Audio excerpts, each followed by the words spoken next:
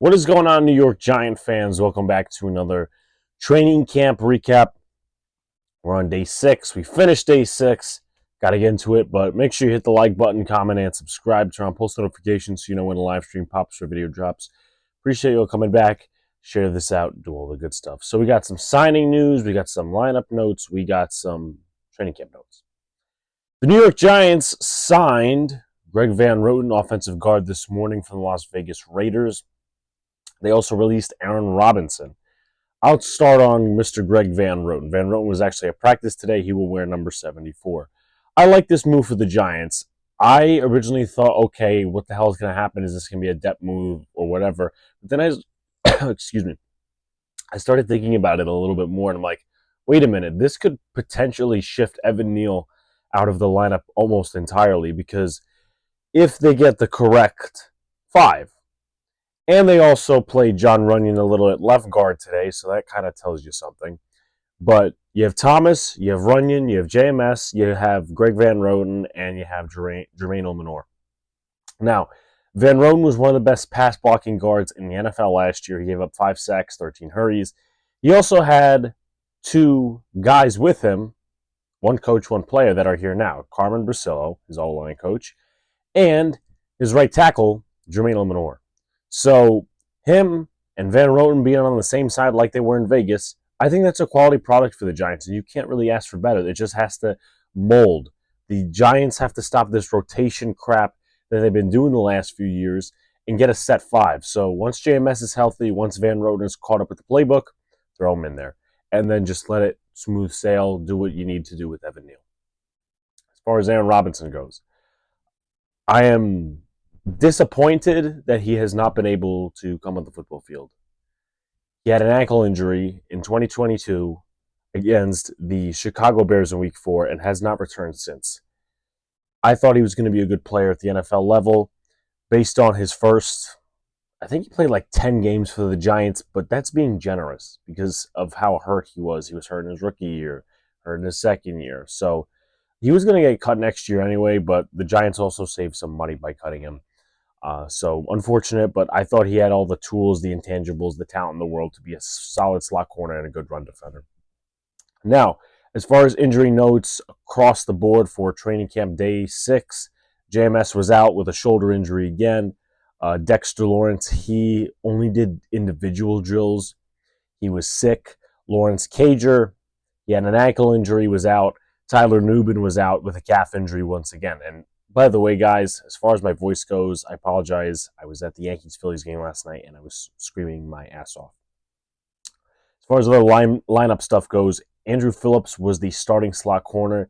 He didn't have as good of a day as he had yesterday. He had better run plays yesterday. He had better, pass breakups and coverage plays yesterday.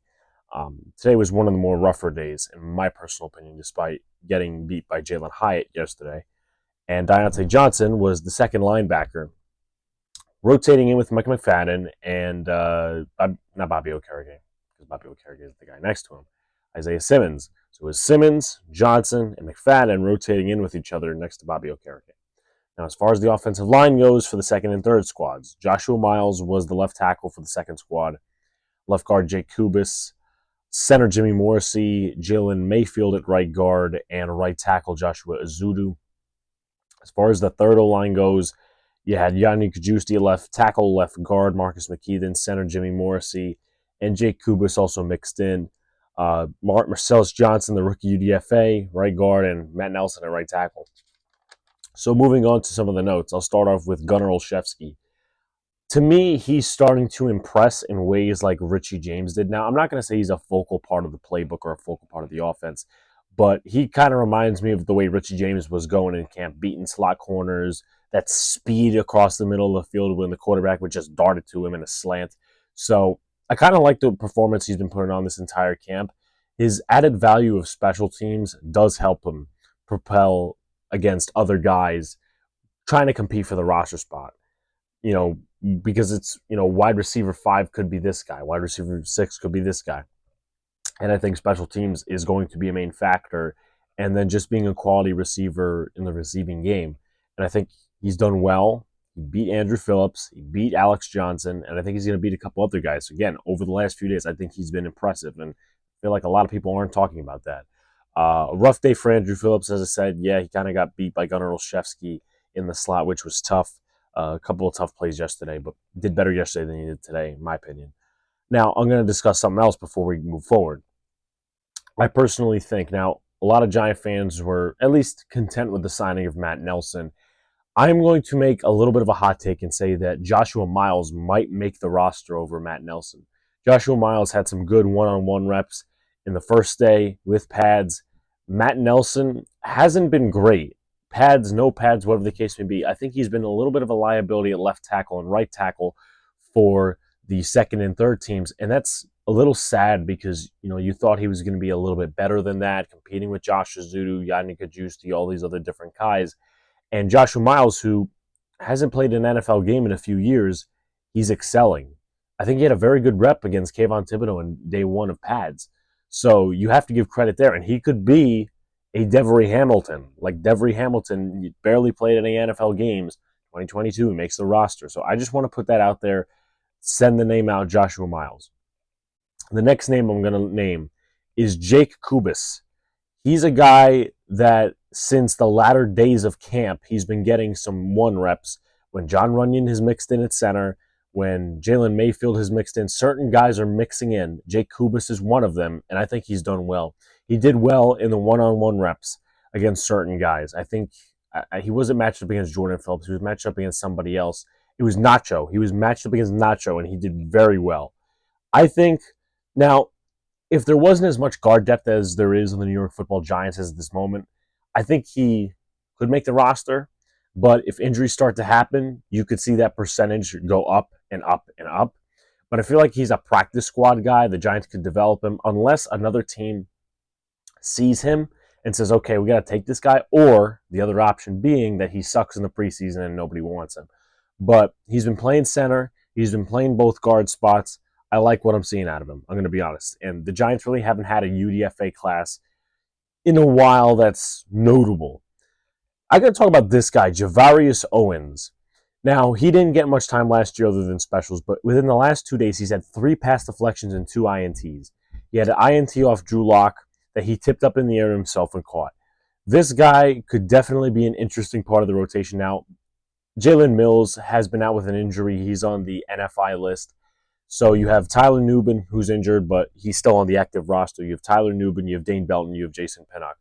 Now, I don't know where Javarius Owens is going to fit in this defense, but those plays make him more destined to make the roster because sometimes you'll have 7th-round picks that don't play in their first year. The second year, they just get cut.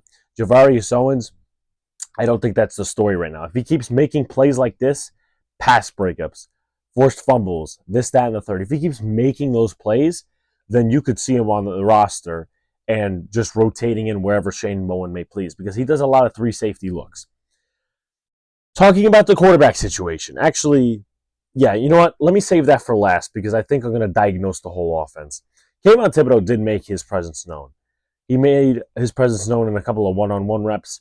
He also made his presence known in the backfield a few times, either getting a sack or 2 or just setting the edge really well versus the run. And that's what we need to see out of Kayvon Thibodeau, hopefully against better offensive linemen because obviously Olumenor is not the best offensive lineman in the NFL. Obviously, Thomas is a top 3 tackle in this league, but Olumenor is not. So, again, we just need to see consistency from Kayvon Thibodeau. Brian Burns, I thought, played pretty well. He almost had a pick, too, off a tip from Jordan Riley. As far as the offense goes, not great today. Not great. I will say over the last few days, Tommy DeVito has been the most consistent quarterback. I don't think he's thrown a single pick in 11 on 11s yet. Drew Lock has. Daniel Jones has. So DeVito is looking to get a roster spot, whether that's replacing Drew Lock on the practice squad, someone else's roster spot on another roster. DeVito's been the most consistent. And he's not this deep ball thrower, but he zips it across the middle. He has gotten better with his pocket passing in terms of knowing when to leave, going out of the pocket and throwing it on the run. So that's an improvement that you like to see because if Locke gets cut or this guy gets cut or whatever and the Giants have an extra spot, DeVito will have his chance to shine once again. And of course, you know Daniel Jones' injury history. But it was just a sloppy end of practice all along. I mean, I'll talk about Daniel Jones in a second, but a fumble by Jacob Sailors, a couple of bad snaps, Burns almost pummeled DJ. And that was thanks to tight ends trying to block edges, which is, I don't really get that philosophy. And a false start mixed in there, and a Jack Stoll fumble, which is not good in the case of Jack Stoll, especially because he really hasn't impressed me this camp. I mean, he put somebody on their ass yesterday. But as far as everything else goes, he dropped a pass a couple of days ago in individuals. He hasn't stuck out like Chris Mannertz has. And Lawrence Cager, they like him because he's a receiving threat. So, very sloppy end of practice for the New York Giants. Probably the sloppiest. As far as Daniel Jones goes, he was okay. He was okay, but you could still see that for whatever reason, he still got accuracy problems with the deep ball. There was one throw that I'm forgetting, but the one I'm going to mention, maybe you guys can see it on the Twitter sphere or whatever, is there was a throw. Now, it was a completed pass. Jones heaves it out. I don't know if he would have been sacked on the play, but he heaves it out. And Wan'Dale Robinson literally has to stop and fall to make the catch. So, again, not great by Daniel Jones. And Connor Hughes of SNY put out an article or just a tweet saying Drew Lock should be getting 1 reps. And honestly, I'm going to agree with him. I'm going to agree with him because Drew Lock has been decent. He did throw a pick today to Javarius Owens. Again, hasn't been great, but I feel like try to hook him up with the first-team offensive line. If he does about the same, then Daniel Jones wins the job, or maybe even Tommy DeVito for you DeVito people. And if he does better than Daniel Jones, maybe Drew Lock should start. You got to give competition to Daniel Jones somewhere. It's not like he's been lights out, Darren Waller last year during camp. No, he has been inconsistent. His accuracy has been off, and I get it. He's rehabbing from injury. But at some point, we got to make progress. So, again, hit the like button, comment, subscribe, do all the good stuff, turn on post notifications so you know when a live stream pops video drops. Appreciate y'all coming back. Got some footage at the end of this video for you guys, and the same footage is also on Twitter. So, peace out, guys. See you later. Stay cool.